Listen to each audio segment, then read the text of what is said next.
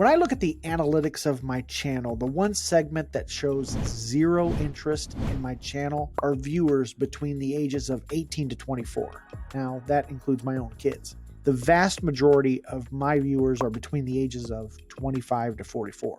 Now, that makes sense because the average age of the first-time home buyer last year was 35 years old. It also makes sense because as homes become more unaffordable, it increases the age of the average home buyer. Today, I thought I'd give some advice or tips to those who don't watch my channel, those between the ages of 18 to 24. What advice would I give myself if I were in high school or in college and I wanted the ability to buy a home in the future?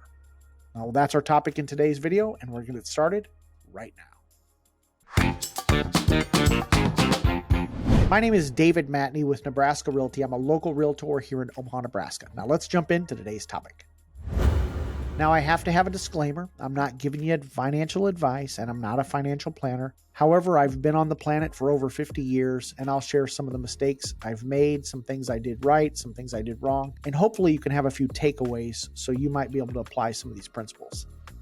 And I'll also say this, I think it's much harder for a younger person now compared to 30 years ago. Again, you're not going to agree with everything I have to say. You know, some of this is just the world according to David, but when you're young, just out of high school or while you're in college, sooner or later you come to realize there's three undeniable truths of life. And that is, number one, life is difficult. Two, life is not fair. And three, life doesn't get easier.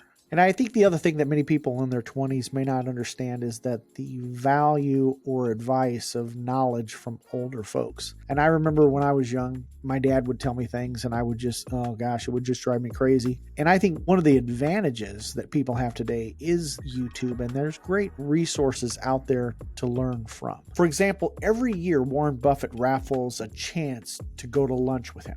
Now, Warren's most valuable commodity is time. Last year, someone paid $19 million to have lunch with Warren Buffett. Now, Warren Buffett donates the money to charity, but another way to gain that type of knowledge would be to simply go to YouTube and type in best advice from Warren Buffett. All right, let's talk about number one, and that's going to be having a job. I think a lot of times people overlook the value of having a job. Everyone talks about the value of education and schooling, and I agree with that. However, I think it's also important to learn the value of work. Having a job at an early age, to me, is really important. You learn to get to work on time, you learn sacrifice, and you also learn the value of a dollar. And you're also going to learn that having a job sucks.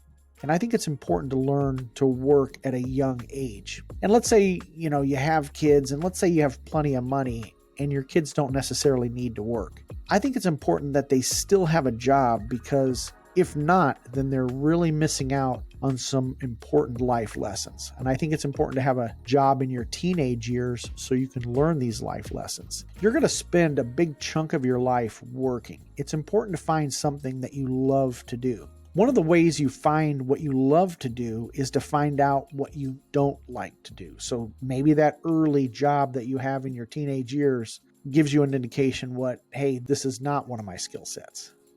Let's talk about saving money. Okay, once you have a job, you want to learn the habit of saving money. If you do this before you need money, it's going to be a lot easier to establish this habit. Again, having a job sucks. It's not going to be fun. And I think you got to make the best of it.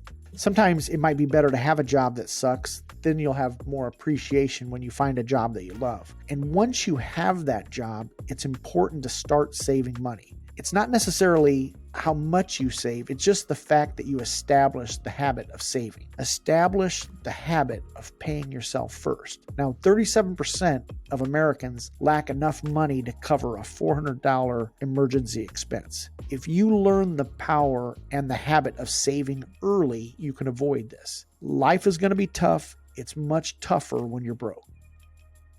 And if you really take it up a notch, the real trick is to start investing early so you can take advantage of the power of compounding over time. All right, let's take a moment and talk about cars. Okay, when you're young, you don't need a new car. You can drive a car that's a few years older. You want a safe car, and you can find a car that's safe, but it doesn't have to be brand new. And you don't necessarily need a car at 16. You need a job first so you can start saving for that car. Now, what if it's too late? What if you have a car payment and you're already in debt? This goes back to life is difficult. Get another job. If you're young and you're single, work 2 jobs. That's what they did in the past. Get a second job and pay down that debt. And I know that's not the fun answer. The first rule of being in a hole is that when you're in a hole, stop digging. Again, if you have student debt and if you're young and single, double down and double up on those payments. Get a second job. I wish there was an easier answer. All right, let's talk about the fourth thing, and that is going to be retirement. And I know we're talking about someone in their 18 to 24 years of age. We're in a world now where you have to start saving for retirement way earlier than you think. If you start investing early, you don't need to be Warren Buffett. You can simply invest in an index fund that tracks the S&P 500. Over time, you're going to win. Now, each month you put a little bit aside in a mutual fund. It's not going to be sexy, but over time, this will compound and eventually you'll win. And you'll have to save earlier than what you think, and you have to live within your means. Okay, that means you may not be able to buy that new car or a new boat or a motorcycle.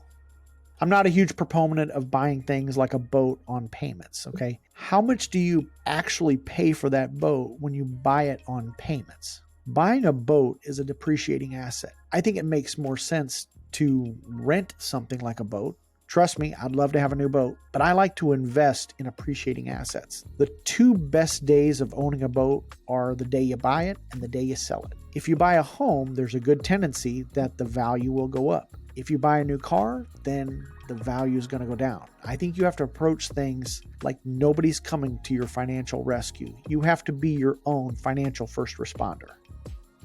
And here's another fact of life, and that is the government's not going to save you. If you're waiting for the government to make your life better, you're going to be in for a rude awakening. All right, let's take a moment and talk about marriage. One of the biggest life hacks is to marry the right person. Now, don't be in a hurry to get married. It's far tougher than anything that you think. If you're going to be with each other for the next 50 years, then why be in a big hurry? Eventually, no matter what, you're going to get tired of each other anyway. And again, this is a complete roll of the dice. If you have any issues while you're dating, it's not going to get better once you're married. Okay, I've been married for 28 years, and trust me, it's tough. And here's the other thing too. At any point, the other person can decide to bail. In a marriage, you're basically going to fight about 3 things: money, sex, and kids. Now, this may not make me very popular, but this is just my opinion, but I don't think you need a big fancy ceremony. You could put that money towards a down payment on a new home. And here's the other thing too. No matter what you do, there's going to be a family member somewhere upset over something about your wedding. So I think it's a much better investment to buy a home instead of having a big fancy marriage ceremony. But again, I understand that you can get outvoted on that one. But again, here's the other advantage of buying a home, and that is there's a 50-50 chance that your marriage won't survive anyway. If you invest in a home, then at least you're going to have something to fight over. Again, this might be the world according to David, but if you're going to get married, I would wait a while before you have kids. Find out if you can stand each other long enough before you have kids. That way, if you get divorced, you'll be better off without having kids involved. Now, having kids doesn't make a struggling relationship any better. And here's the other thing too. Sometimes you just got to grind it out. It's going to be tough. And I think Charlie Munger had the best marriage advice when he said, the secret to a successful marriage is low expectations. Getting divorced is expensive as well, and that's going to be tough. The second marriage is going to be tough too, and that person will eventually drive you crazy as well. All right, let's talk about kids. Okay, having kids, I love my kids. You know, they're as cute as all get out when they're little, but then they develop into little monsters. Don't be in a hurry to have kids. Enjoy the time you have as a couple first. And then here's the other thing too. Have the amount of kids that you can actually afford. kids are expensive and raising kids is tough too. Now, there's an article that says that kids on average cost about $30,000 a year. Now, that calculates to be about $500,000 to reach the age of 18. And that's not counting inflation. Okay, now here's the other thing too. There's some things with kids that, when they're little, you can go to garage sales and the Goodwill for clothing and things like that. They're going to grow up so fast that they outgrow their clothes anyway. Toys and clothing, you can buy that at a garage sale. Now, there's some things that you do want to buy new. Obviously, things like a car seat, and it's important for them to be in a safe neighborhood with great child care and a good school to attend. You don't want to go cheap on that sort of stuff. All right, let's talk about college. This is just my opinion, but go to a local school. If your parents are loaded, then that's a totally different gig, okay? Most people, when they go to school, they go to college, they just want to have a good time, and I get it. Don't be in a hurry to move out. And here's the deal too. I understand that living with your parents sucks, but here's the other thing. When you move out, you pay for utilities, you pay for toilet paper, you pay for all that sort of stuff. And here's the other thing too. There's nobody in life that will have your back like your parents. I understand that there's some folks out there that don't come from a good home, and I really feel for those kids. Try to find a good mentor or a coach that can help guide you. Those kids start out way behind the power curve. Living at home might cramp your style, but with your job that you have, you will save more money, and you don't need to accumulate a whole bunch of a college debt. Another way to pay for college might be to serve in the military, use the GI Bill to pay for college. There's a lot to learn in the military, and if you do it for 20 years, you can have a decent retirement. The nice thing about being in the military is that you will appreciate things like a warm bed or a hot meal. Now, I was in the Marine Corps, and it was a great experience, and it was a great learning experience, but there was times when it truly sucked. In terms of college, you can also go to a community college, and don't overlook trade school. You'll be surprised at the number of millionaires that are out there in the trades. And here's the other thing too. Some people graduate with a degree from an out-of-state school with $80,000 in student loan debt with a degree that doesn't pay well. Since we're on the subject of debt, let's talk about credit. It's important to learn the value of credit. You need to learn the importance of taking care of your credit. You need to pay your bills and pay them on time. Having credit gives you the opportunity to build wealth. All right, let's talk about number 9, things like drugs, alcohol, smoking, vaping, and hanging around the wrong crowd. I think you should avoid these items. They cost money and they impair your judgment. And be careful about who you hang around with. Sometimes I think it's better to be alone than be with the wrong crowd. And this is something that I'm paying for the price for now, and that is something I really fall short of, and that is exercising and taking better care of yourself when you're younger. And that's obviously something that I fell short of. Now, when you get older, it becomes 10 times harder. All right, let's look at number 10, and that is when you have a job, you suddenly realize how hard you had to work for something that cost $100 and you had to trade 7 hours of your time at $15 an hour. When you learn the value of money, you're going to start looking at things differently. Now, Goodwill has some good stuff. You can go to garage sales. You don't have to have the newest and best clothing. You'll be surprised at the deals that are out there. And it'll be an awakening on how much the government takes in terms of taxes.